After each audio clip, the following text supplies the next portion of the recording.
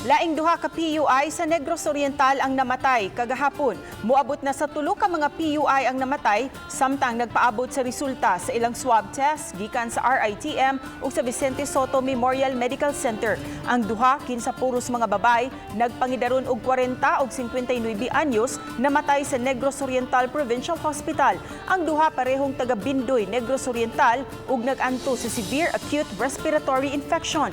Matod sa Provincial Health Office, ang 40 anyos nga babay adunay history of travel sa kauluhan diin gituhuang didto natakdan sa coronavirus. Apan ang 59 anyos nga babay walay travel history ug wala usab makaadto sa mga lugar nga adunay kaso sa COVID-19. Sa pagkakaron 14 na ka mga swab test ang gipada sa RITM ug sa Vicente Soto General Hospital apan wa pa ang mga resulta.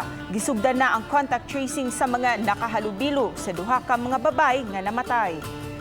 Because we considered them as an infectious case. If it is an infectious case, nandoon sa sanitary code natin, sa guidelines from DOH, na they should be buried within 12 hours upon death.